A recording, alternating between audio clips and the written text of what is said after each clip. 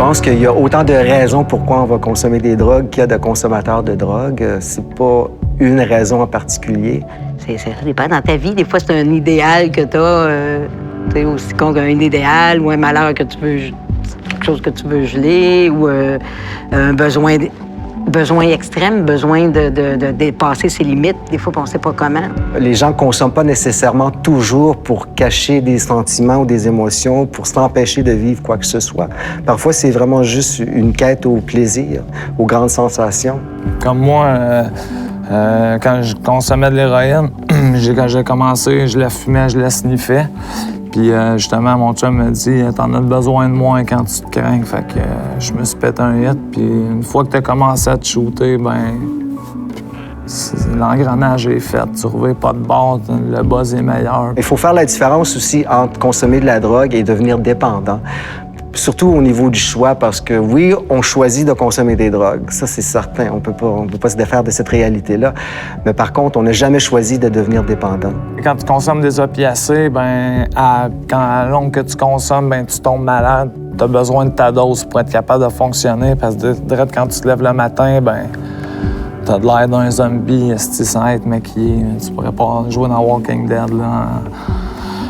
Fait que t'as tout le temps un petit pattern de te lever, de trouver ton cash pour avoir ta dose, pour être capable de fonctionner. Ça peut aller jusqu'à la mort, les hépatites, le VIH, ainsi de suite, là, les maladies, parce que, à un moment donné, ça dépend où tu es rendu dans la vie, mais quand tu es rendu à juste t'injecter, tu penses pas à manger, tu penses pas à t'hydrater, puis à faire ce que tu as dormi, puis à faire ce que les gens normaux font. Au niveau des modes de consommation, c'est certain que l'injection, c'est la plus sérieuse, c'est aussi la plus dangereuse parce que c'est quand même une intrusion dans l'intégrité du corps.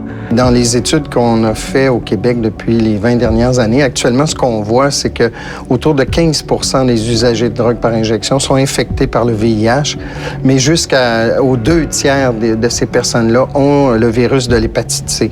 Quand tu commences à t'injecter, tu ne sais pas si tu vas le faire pendant 2 mois ou tu vas le faire pendant 20 ans. Mais qu'importe le temps que tu vas le faire, essaie d'avoir au moins les bonnes pratiques et d'éviter les conséquences négatives à la longue. Donc, d'avoir pas trop de conséquences quand tu vas avoir arrêté. Tandis que dans l'approche de réduction des méfaits liés à l'usage des drogues, on y va sur 2 grands principes qui sont le pragmatisme et l'humanisme.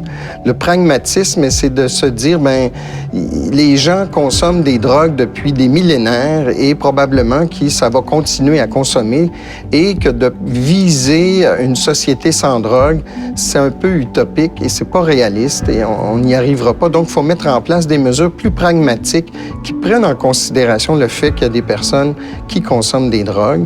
L'approche humaniste, c'est vraiment de ne pas juger les personnes et de les aider à partir de la situation où elles se retrouvent. Et on peut viser quand même un objectif d'abstinence si la personne, c'est ça qu'elle souhaite, mais on va plutôt viser une hiérarchie d'objectifs en fonction des besoins de la personne. Si on pense à un programme comme Nez Rouge, c'est un programme de réduction des méfaits liés à l'usage de l'alcool qui applique des principes de l'approche de réduction des méfaits. Qu'est-ce qui se passe avec Nez Rouge?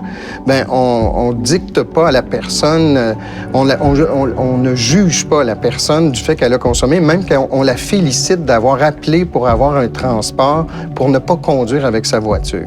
Donc, elle cherche à diminuer les conséquences de son usage. Pour ce qui est de l'usage de drogue par injection, on a un petit peu plus de difficulté à saisir comment cette approche-là peut concrètement faire du bien puis avoir de bons résultats. Mais dans le fond, on sait bien que cette approche-là a fait ses preuves par rapport à réduire l'épidémie de VIH puis d'hépatite C chez les personnes UDI. On sait que ça sauve des vies. Donc, ce qu'on veut, c'est pas nécessairement empêcher les gens de consommer, mais on veut leur offrir des alternatives pour se garder en santé. L'approche de réduction des méfaits commence à s'intégrer dans le monde policier, mais il faut dire qu'on est au tout début de cette démarche-là. Il y a un comité provincial qui est établi parce que, justement, on voyait que sur le terrain, il y avait des problèmes d'arrimage entre les organismes de réduction des méfaits et les policiers. Pour les policiers, les méfaits, c'est un peu ce qui vient des actes de déviance par rapport à la loi, par rapport souvent aux réglementations qui encadrent le bon ordre. Parce qu'une grande partie des gros problèmes qu'on vit en société vient du fait que des drogues, c'est illégal. Donc, une personne qui prend de la drogue est en effet un criminel. Puis c'est aussi pourquoi on peut voir une relation d'antagonisme entre le consommateur de drogue et le corps policier, parce que le policier va voir le consommateur comme un criminel avant de le voir comme une personne. Une personne potentiellement a besoin de soins de santé plus qu'un temps derrière les barreaux. En fait, ça prend beaucoup d'ouverture parce que, dans le fond, ces organismes-là les assistent, en guillemets, dans leur consommation de stupéfiants et de drogues illicites. Donc, pour un policier, il faut comprendre que ça ne fonctionne pas là, pour nous, dans notre mission de faire respecter les lois et l'ordre, d'envoyer les gens vers des groupes communautaires pour les assister dans leur consommation de stupéfiants il y a 15 ans, c'était très particulier. Alors, on pourrait croire que ces programmes-là font juste la promotion de la consommation, mais c'est loin d'être le cas. Ce qu'ils font, c'est de la gestion à risque réduit de la consommation et pour faire en sorte que la personne réduise ses risques et qui, si un jour elle est prête à faire un bout de chemin vers des traitements de la dépendance, bien, à ce moment-là, on lui offre les corridors de service et on lui permet donc d'être référé aux bons endroits. L'application de la loi sur les drogues, à elle seule, n'est pas efficace pour régler les problèmes de consommation. Ça prend une prise en charge de la santé pour être efficace de ce côté-là. Dans notre mission première, c'est de préserver, de protéger la vie.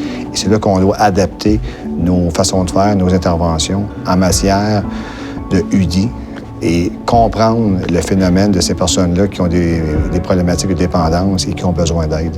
Et que la répression ne c'est pas la solution comme telle, mais c'est plutôt une relation d'aide.